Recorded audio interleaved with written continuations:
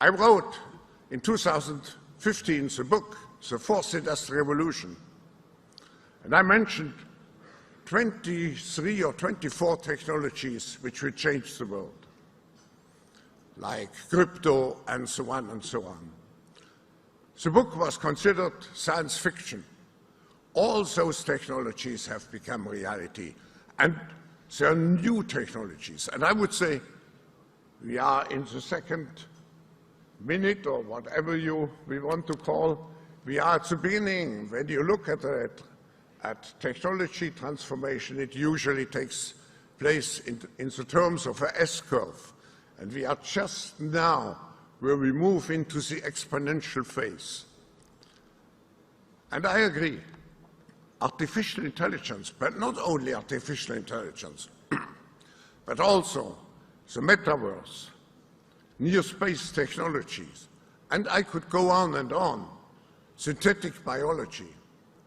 Our life in 10 years from now will be completely different, very much affected, and who masters those technologies in some way will be the master of the world.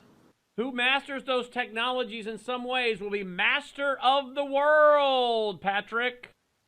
Well, that's his goal. He's not going to make it, unfortunately. He's in his 80s now, but fortunately not. But his younger counterpart, Noah Yuval Harari, might well take his place.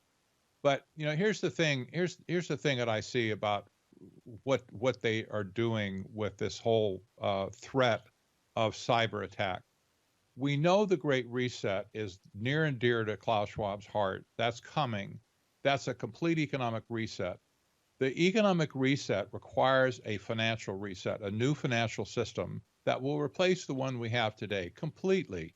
We've seen people like Pippa Malmgren, for instance, Dr. Pippa Malmgren, talk about this at a summit in Dubai as well, that the crypto is going to be the thing that ultimately takes over the entire financial technologies industry.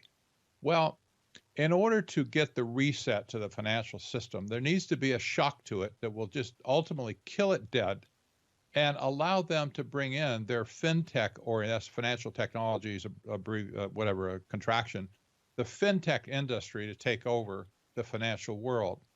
So when she talks about the existing financial system being attacked by a cyber attack or whatever, that's nothing surprising, really. They know they need to get rid of the existing financial system en masse, the whole thing, total, get rid of it, in order for their fintech system to come in and take over.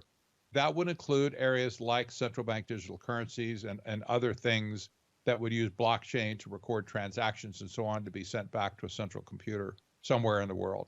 Wow. And so there should be no surprise to us. I would expect them to predict something like this. And then when it comes true, they'll say, well, you know what? The worst has happened and we're really sorry, but the plane has crashed and there's no survivors and all we can do now, and they'll lay it off this way. They'll say that, you know what, it's a good thing that we were prepared, sort of, because, the only thing left for us to do is to implement this other system. And I guess we'll just have to do it, and you'll thank us for it when it's all said and done. Here's a new article over at leohohmann.com, brand new article by Leo. Are you ready to be upgraded to your Humanity 2.0? Klaus Schwab and Yuval Harari say it's just a matter of time before you will. And I think I've got a clip. I'm sure you've got it in here, but here is Klaus. Listen to him. Technologies. It's not just the digital technology. Just think of genetics, think of brain research, and so on. And the power of the fourth industrial revolution comes from the combination of all those technologies.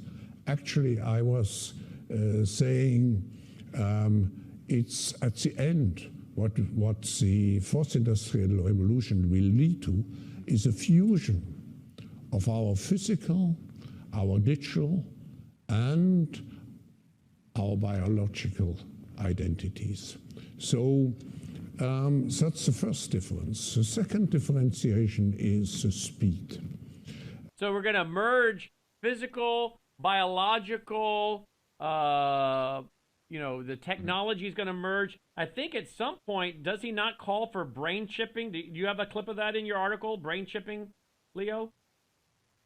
Well, Yuval Harari has definitely said that with the onset of COVID, the world global population, all of us, surprisingly accepted the surveillance of everything that we do in life with the onset of COVID.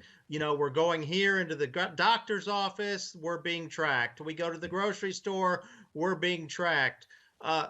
The only thing left, he said, in the next stage to get to this fourth industrial revolution and the onset of the Great Reset is for that surveillance to go under the skin.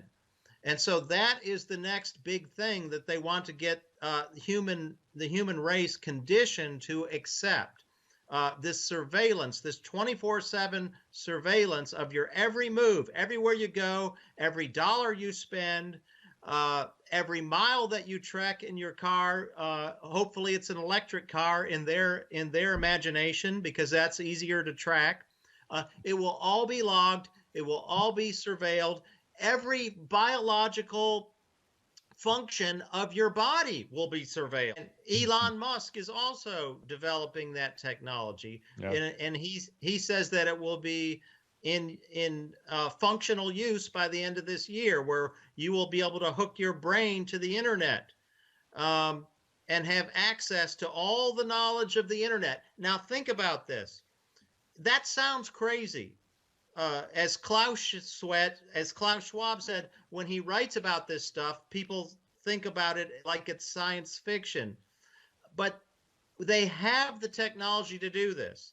And once it gets commercially available, okay, which we're not there yet, but whether it happens by the end of this year, like Elon Musk says, or maybe he's being too, aggressive and it happens next year or the year after, it's going to happen. The only question is when. And when it is widely available, think about the ramifications of a person like us who we say we would never accept something invasive like that being implanted under our skin or in our brains, probably because we come from a Christian worldview. But think if you're just, a regular person who's not strong in your faith, maybe you don't have any faith, and you're just trying to get ahead in life, okay? And now all of your peers start to accept, or even just some of the peers start to accept these brain implants. They now are 100 times smarter than you are on the job. They're getting the high-paid jobs. If you want to compete with them, if you want to get into the most prestigious universities, if you want to get the most prestigious jobs, you will end up submitting to this same technology. The only way you will reject it is if you have a Christian worldview. Wow. And then there's this article here. I think you've linked to it over on your website, Patrick. This is your website. The Pentagon creates roadmap for zero trust internet access. Of course, we know that because they've been saying that with a graph over at the World Economic Forum since at least 2018. You won't even be able to get on the internet if you don't have this new national ID. You won't be able to do banking or nothing, travel. And then you've linked to this one as well, Patrick. Unwanted connection. Who has control of your smart house? This guy details how he bought a house, and then the guy programmed the house, and he was unpacking boxes, and all of a sudden he heard these noises, and all the doors started locking. The alarm got set, and he didn't know how to undo everything. Buyer beware. For sure. He still hasn't straightened it out, by the way. I don't know why he can't get full, administrator access to all that stuff. But it underscores the fact that the deception of smart home technology is going to bite people really hard in the future. I'm totally convinced of this, that when smart meters came in on the side of your home, and when all these other smart technologies like Ring doorbells and intelligent thermostats and all that kind of stuff became popular, people had no idea. There was no informed consent given, okay? But people had no idea. They put all these technologies in, not knowing that somebody from the outside is going to be snooping and potentially controlling the things that you paid money for. Wow. And in the meantime, it's harvesting your data. Okay, quick question not for both paying of them. you. Quick question, got like 60 seconds. Are we headed to World War III? Patrick? I think in many ways we're already in World War III. It's in its early stages, but it's gonna blossom. Leo? Yes, we're definitely heading there. We seem to have passed the point of no return. And I think that's the only way that they can get some of these more aggressive technologies, shall we say, the digital money and some of these other things we've been talking about tonight, come to be fully implemented, would be after, upon the ashes, let's say, of a global World War III. Well, going to war would allow them to say China and Russia hacked us and we need to go a new banking system because everything's come Yes. crashing down. It could all happen in concert together.